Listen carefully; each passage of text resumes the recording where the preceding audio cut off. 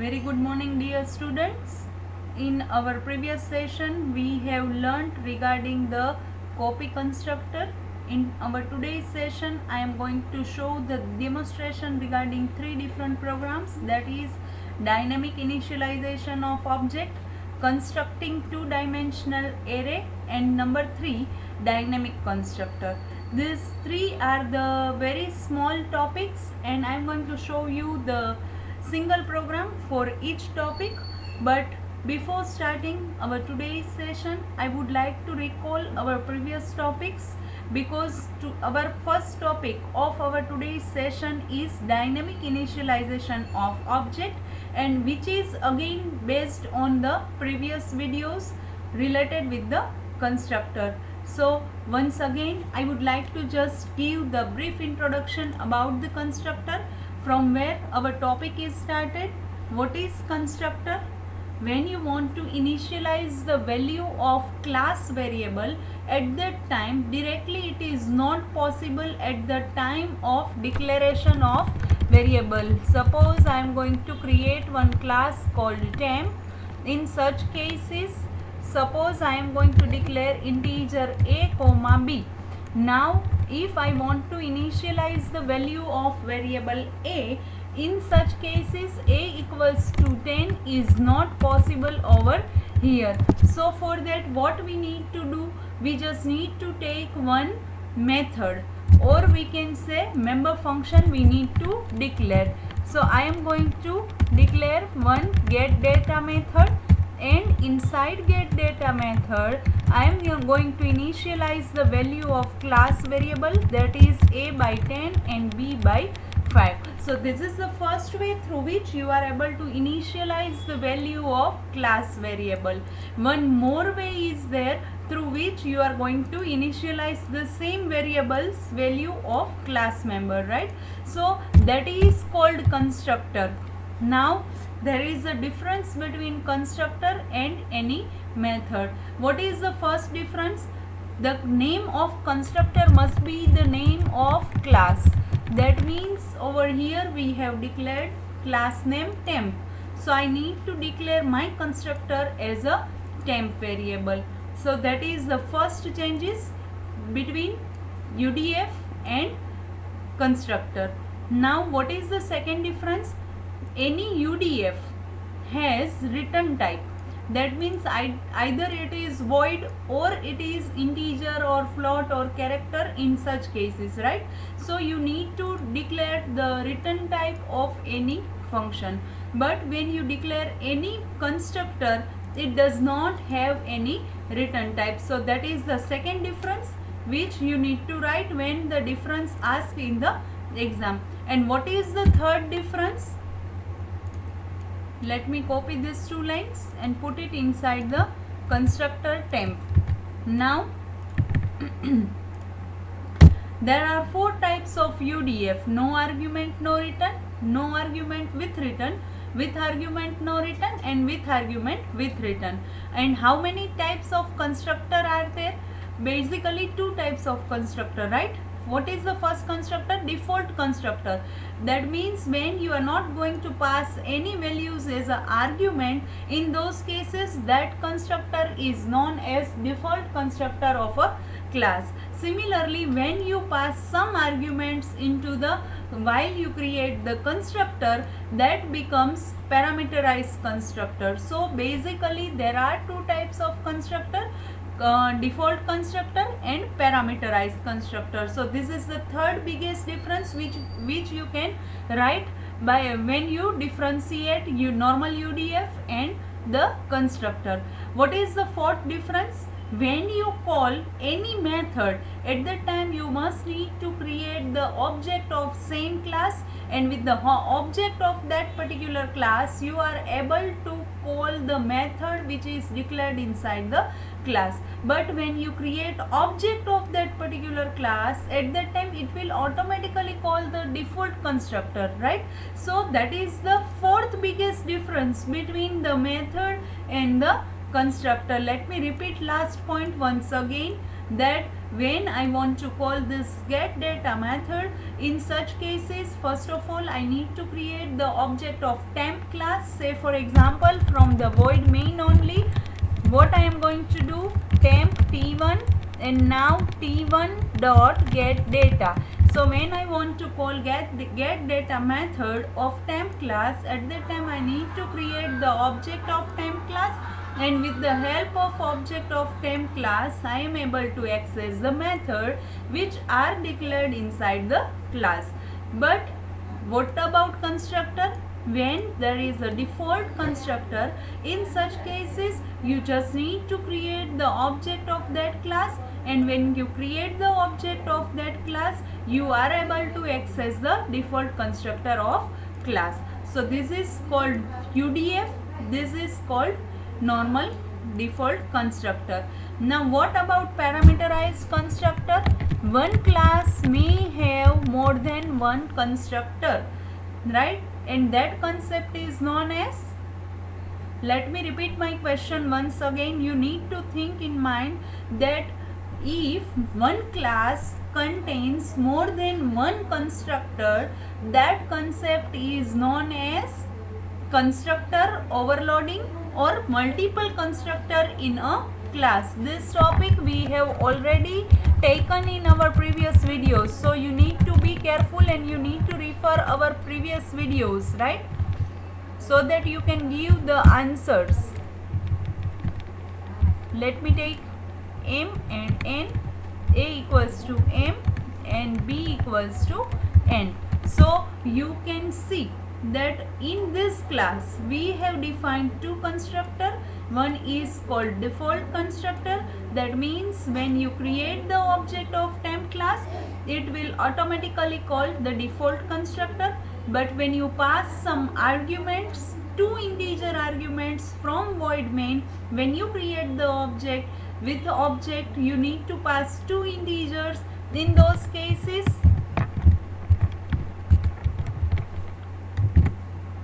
it will call parameterized constructor. So one class may contain more than one constructor within the same class, right? And based on the parameters you passed from the void main, it will call the constructor accordingly. So this is the second concept we have seen. This is the example of default constructor. This is the example of parameterized constructor, and when you merge these two into a single class, it becomes example of multiple constructor declared inside the class, or we can say that is the concept of constructor overloading. One more topic we have taken in our previous video, that is called copy constructor. So how copy constructor works? When you create object at temp class @t1, and what we perform inside copy constructor, a equals to t1 dot a and b equals to t1 dot b, right? And over here when we create object of temp class t2, inside that I have passed t1. So in this way you are going to pass the object with the constructor and it will call copy constructor. You just need to create the object and you need to pass the reference, and through this t1.a and t1.b it will copy the data into the a and b, and when you perform t2.display, in those cases it will also fetch the value 10 and 20 inside the a. So this is called the concept of copy constructor. So in our today's session, what is our first topic? Dynamic initialization of object. In this program it is the combination of these three, right? This is the default constructor, this is the parameterized constructor, and this is the copy constructor, and these three makes the program which is called dynamic initialization of object. So now let us switch into the DOS box and we are going to implement the program which is related with the dynamic initialization of object, which is our first program of our today's session. Let us start. Example of dynamic initialization of object. Need to include two header files, iostream.h and conio.h. Now let us take one class called box. I have created new class over here, so that is called box, and I am going to declare integer a variable. Let me take public keyword. Now let us create one default constructor. Now first of all, how default constructor is created? We just need to pass some default value inside the default constructor. Now let us define parameterized constructor. Inside parameterized constructor, you just need to pass integer x or any variable you can take over here. Now what is the code I need to write in the parameterized constructor? A equals to x, no, because the left hand side of variables are the part of class and a is the part of box class. So over here I have declared a, and this is the variable which we declared inside the argument. Now let us put the copy constructor.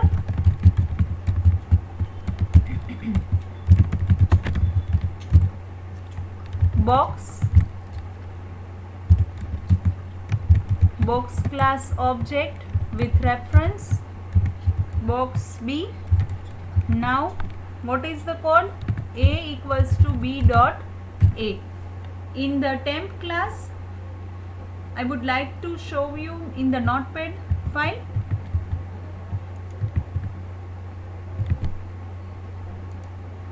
See over here, in the temp class we have taken object t1. So t1 dot a is the normal variable of class, and we are passing the reference of any object. So whatever the object name you have written over here, that can be used before the dot. So in the program also,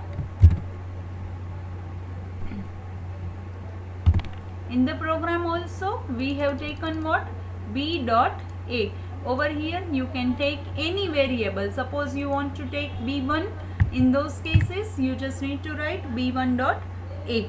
Now let us take one method called display, which will display the values which we have initialized. Cout \n value is and a. Now let us implement the structure of void main. Clear screen and get ch. First of all, let us box b1 and b1 dot display, or you can create all the three objects first and then call display method. Box b2 into bracket, we just need to pass some integer value, and box b3, inside that I am going to pass the variable b2. Now b1 dot display, b2 dot display and b3 dot display. Now see, either you can create the object b1 and you can use b1 dot display, then b2, then b2 dot display and b3 and b3 dot display. You can perform the program in that way also, or either you can create all the three objects first and then call the display method. So both ways are equally correct. Now let me save the program first, then we are going to execute the program.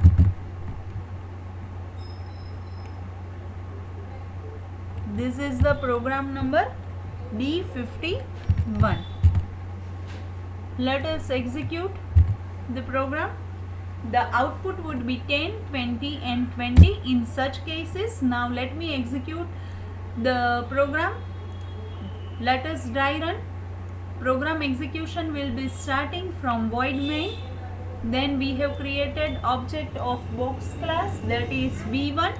So it will check that when you create object of any class, at that time it will check for the default constructor available for the class. Yes, it is available.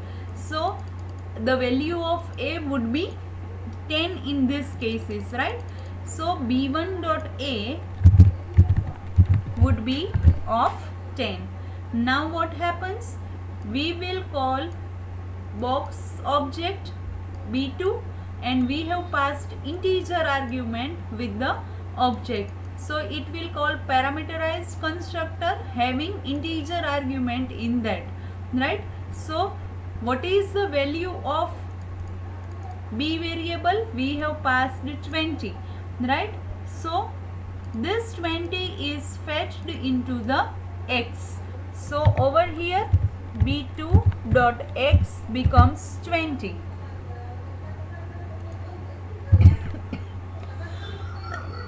Sorry. Now similarly we are going to store the value of X to the value of A. So B2.X and B2.A both becomes 20 now. Now we are having some value of a variable. So what we need to do?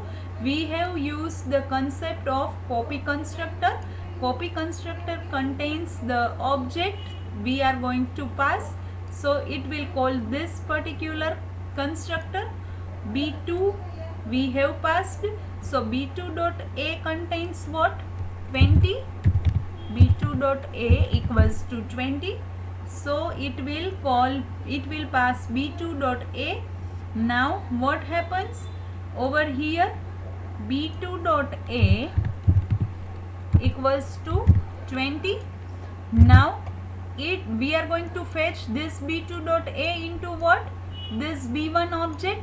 So either B1.A or B2.A both becomes 20 in these cases. Don't create confusion. Suppose I am going to remove B1 from here so that you people can easily understand the concept. B.A becomes 20, which is similar to the B2.A, like this. Here B2.X equals to 20, B2.A equals to 20. Similarly B2.A equals to 20, B.A equals to 20. So we have used the concept of copy constructor over here, and we have called all the three display methods in such cases. So whatever the value of B2.A would be B3.A. So over here B1.A becomes 10, B2.A becomes 20, and over here with the help of copy constructor we are going to copy the value of variable B2.A and it is going to store inside the B3.A. So when you call display method of all the three variables, it will print it will print 10, 20 and 20. One more demonstration I want to show you. Suppose instead of B1 I am going to pass instead of B2 object I want to pass B1 object in the copy constructor. In those cases what will be the value of B3.A? It is 10 naturally. So what will be the output of this program in such cases? 10, 20 and 10 would be the output. So in this way you are able to use all the three constructor within the one class. Number 1 default constructor, number 2 parameterized constructor, and number 3 copy constructor. and such concept is known as the dynamic initialization of object. Dynamic initialization of object is nothing but when you are going to execute the program at runtime, the object is initialized. Over here B3 is initialized at a runtime, and the value of B3 depends upon the value of B1 object or B2 object, right? So that is the first program of our today's session. Let us create one new file. I am going to show the example of two-dimensional array. Array we have already taken in C language also, but in this chapter we are having this concept. So I am going to take one simple example to show the demonstration regarding two-dimensional array.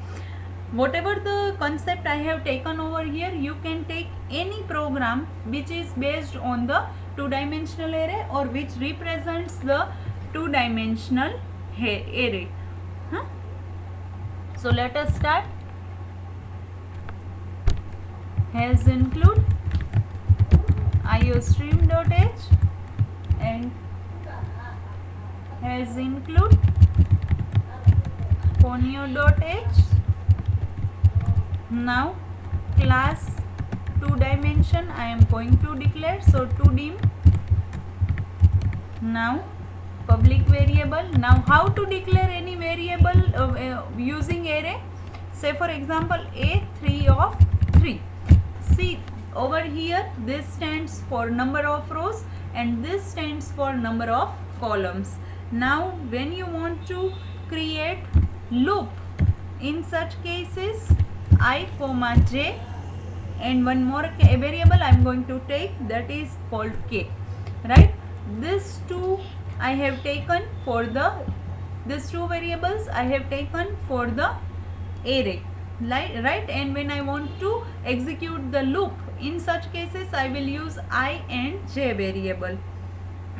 Now let me create one default constructor, 2dim, initialize the value of k by 0 for I equals to 0, I less than up to row I have declared 3 over here, so I have taken, I will execute the loop up to 3.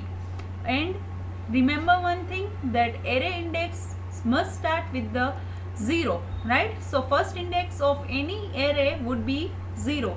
So I have started my loop executing from the 0, right? And up till row minus 1. Row minus 1 means this loop is executed up to 0 to 2, or you can use like equals to, and when you apply equals to operator, in those cases 0 to 2. Total number of execution of this loop will be of 3. So either when you don't want to apply equals to, in those cases you just need to write 3 over here.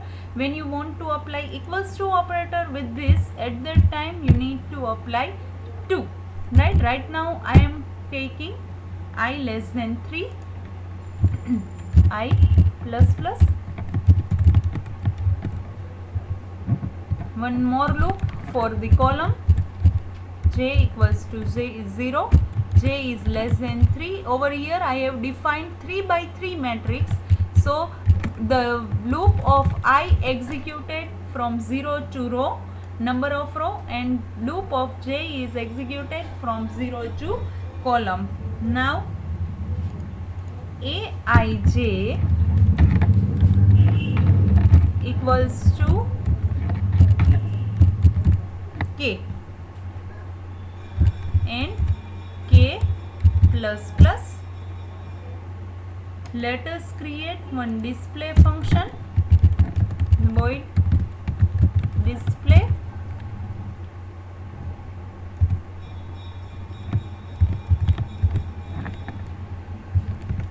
Let us take this two loop 0 to 3, I plus plus. Similarly for the column loop, j equals to 0, j less than 3, J plus plus, cout backslash T A I J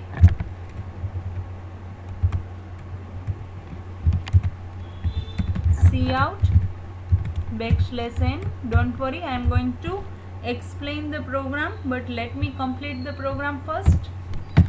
Void main,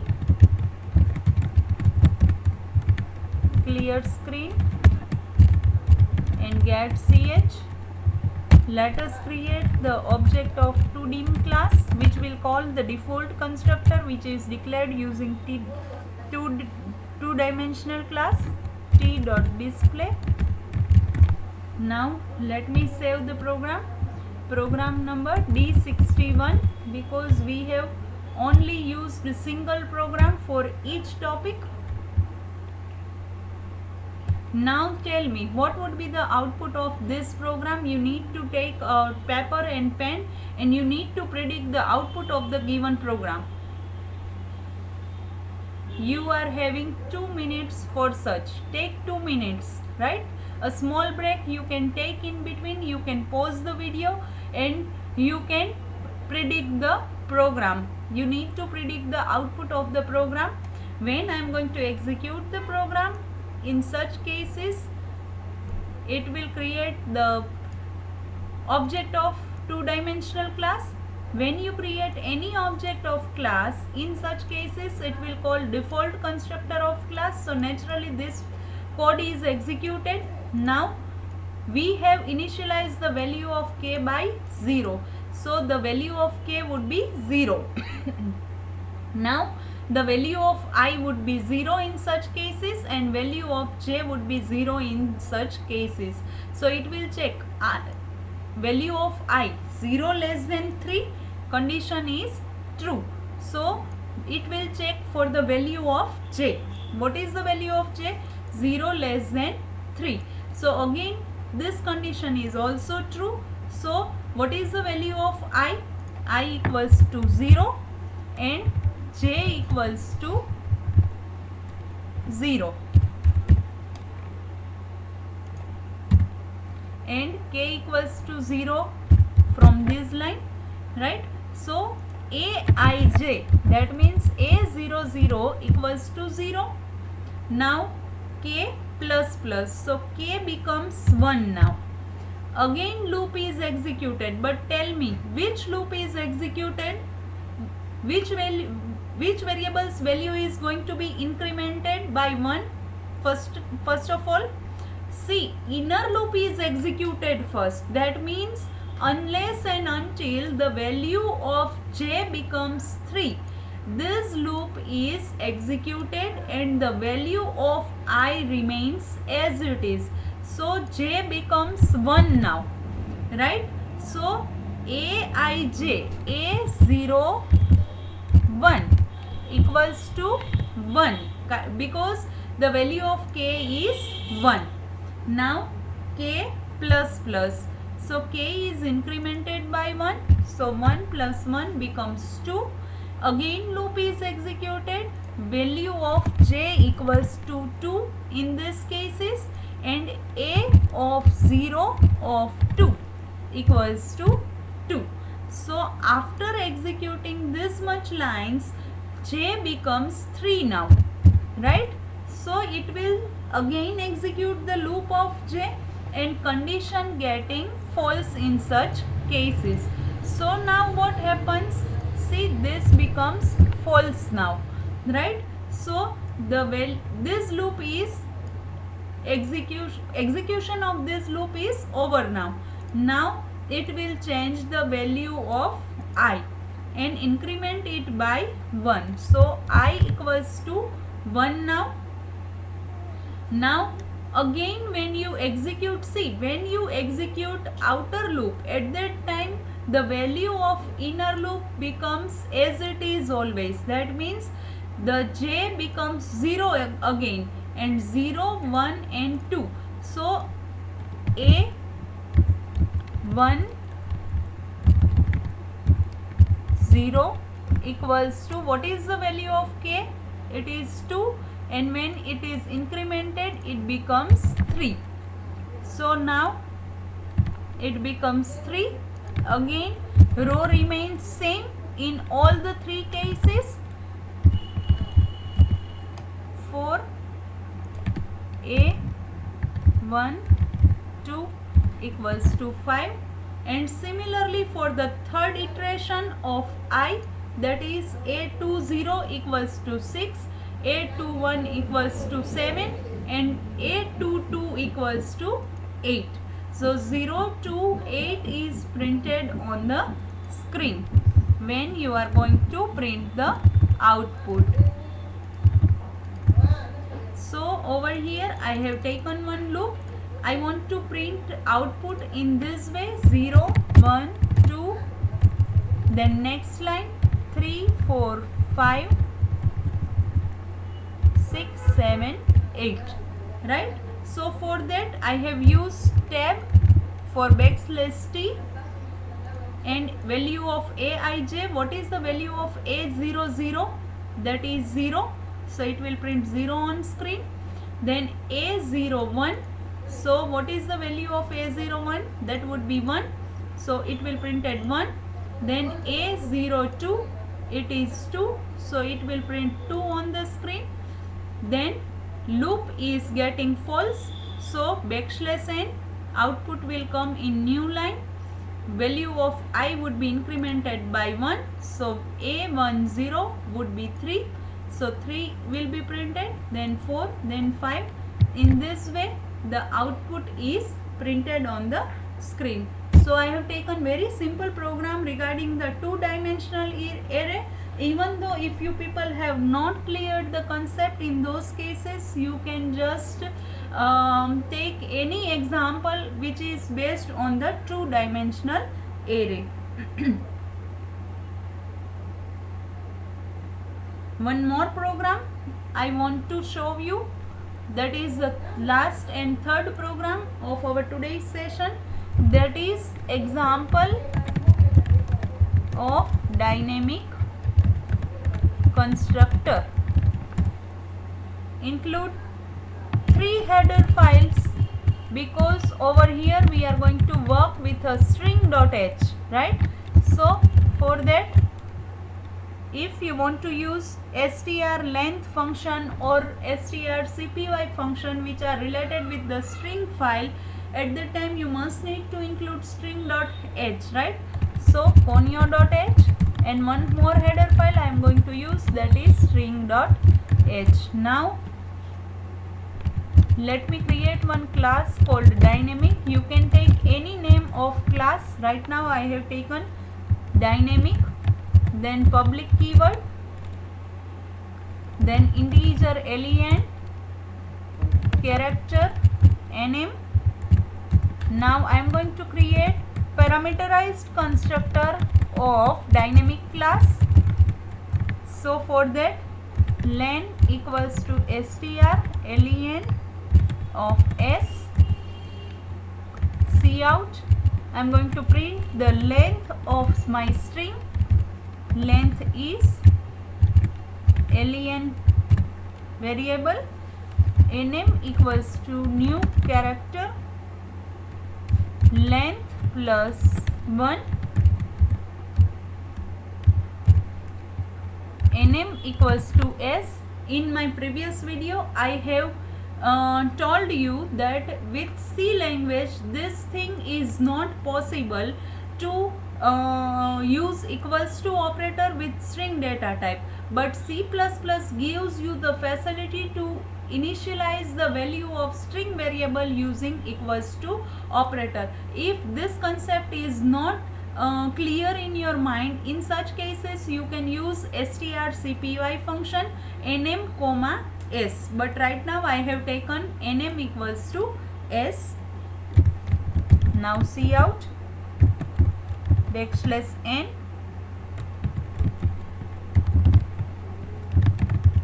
string is nm. This is the very simple concept, but it may ask in the exam, in 5 marks. So we have taken these 3 programs together. Each may ask in 5 marks. So be ready for the theory exam. Clear screen and get CH. Now dynamic. First object I am going to take, that is D. Inside D I am going to pass hi. D1. Inside D1 I am going to pass hello. And third object I am going to create, that is D2, and inside that are you. Right? So let us save the program first, then we are going to execute, and then I will explain. D71. Right? Now let us execute the program first. See, the length we are going to print on the screen. Hi word contains 2 characters, hello word contains 5 characters, and how are you contains 12 characters, right? So and in all the 3 cases we have printed the string. Now how program is executed? We have created one class called dynamic. When I create object of that class, right, I have passed string data. So naturally I need to have some pointer variable or array variable over here. Right now I have taken pointer variable. Why? Because see, over here the length of string would be of 2. In these cases it would be 5. And in this cases it is of 12.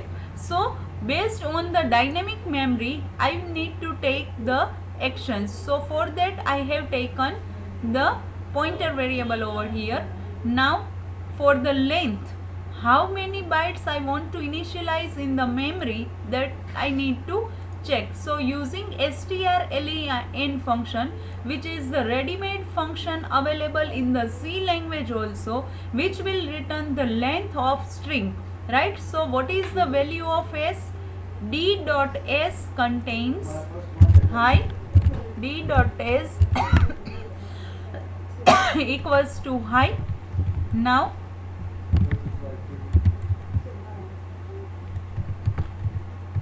D.len contains what? 2. Now 2 plus 1 equals to what? 3. So nm becomes, size of nm becomes 3 now. Why I have incremented it by 1? Remember one thing, over here it will print 2. Using this line, nm becomes size of 3. Now let me explain why we have taken plus 1 size over here. Because see, we are working with a string data type. So we people know that last character of any data type would be null. Remember one thing, that when you are working with a string data type, remember our previous programs which we have developed in the C language, which is related with string, right? We are going to check that if the last character of any string is null, right? In those cases string is terminated or string is over. So for that I have taken length plus 1, because array size must be the length plus 1 in string data type. Why? Because the last character of any string would be null. So for that I have taken the variable nm and increment it by the 1. So now nm becomes now the size of nm is 3, and now we are going to store the value of s, that is high, right? So nm becomes high, and now if you print this value of nm, it will print high on the screen using this line, right? So this is the first execution of constructor. Now we have created one new object that is called D1. Now D1 contains hello. So now over here D dot S equals to hello.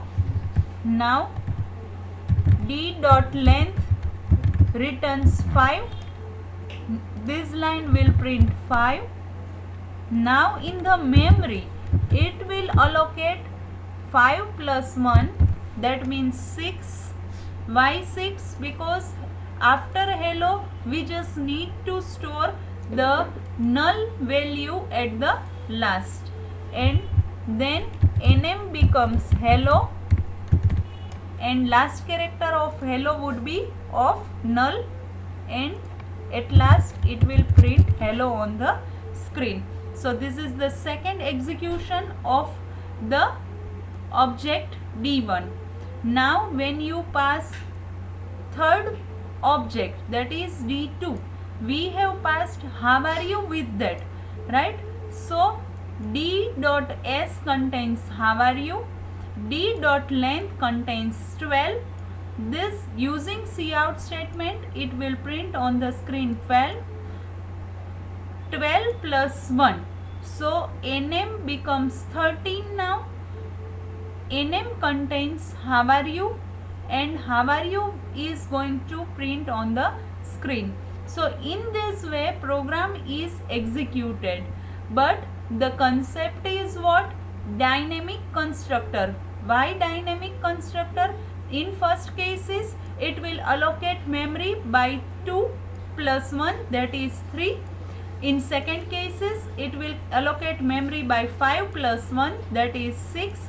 And in last cases, in the case of how are you, it allocates memory for 12 plus 1, that means 13. So in all the three cases, as per our requirement, it will allocate the memory, and that concept is known as dynamic constructor, because we are going to store the value of each variable based on our data. In first cases we have passed hi, in second cases we have passed hello, and in third cases we have passed how are you. So based on our data it will allocate the memory. So that concept is known as dynamic constructor. So in our today's session we have learned three different programs. First program is related with what? The example of combination of default constructor, parameterized constructor and copy constructor. That concept is known as dynamic initialization of object. The second program is related with the example of two-dimensional array. I have taken one simple example which is based on the two-dimensional array, but if you don't understand then you can take any example which we have completed in our C language. And the third program is called dynamic constructor. Again I am going to repeat, whatever the program we have learned in our today's session may ask in the 5-mark questions in the theory exam, so you need to be prepared accordingly. The third program is called dynamic constructor, and I have taken different values over here. And why I have performed length plus 1 over here? Because with any string data type, the last character of any string would be of null. So for that I have initialized the value of nm by plus length plus 1. And strlen is a function which is declared inside string.h. So if you want to use strlen function in the program, you must need to include string.h file. In such cases, number 2, in C language equals to operator is not working with the string data type, but over here in the C++ it allows you to initialize the value of string data using equals to operator. If you don't want to use equals to operator, in those cases you can use strcpy function into bracket nm comma s. Now let me share the notepad file for the same, so that you can easily write the programs into the journal.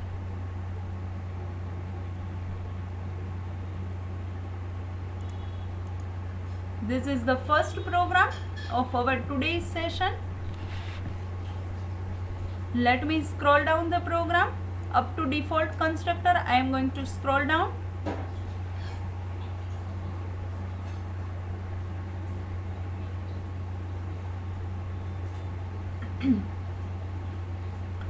Let me scroll down up to void main. As I have told you, you need to create object in this way, and then you can call display function. Similarly, if you don't want to use display function, then b1 first create and then call the display function, again create b2 and call the b2 dot display, and then b3 and b3 dot display. The second program of our today's session, which is based on the two-dimensional array.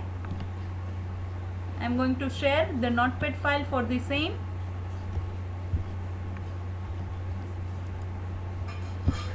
Let me scroll down. With output, you need to write in the journal. When college is open, at that time I will check it, right? So you need to be careful, be prepared. All the programs you need to mention in the journal. The last program of today's session, that is called dynamic constructor, and you need to include string.h header file. Don't forget to include this, otherwise we are not able to use strlen function. Let me scroll down again up to the class dynamic. Only 2 lines are remaining. Dynamic class object, 3 objects we have declared, D, D1 and D2. With D object we have passed hi, with D1 object we have passed hello, and with D2 object we have passed how are you. So you need to mention the output of all the 3 programs. This is more than enough for our today's session. Stay home, stay safe. Goodbye everyone. Thank you all.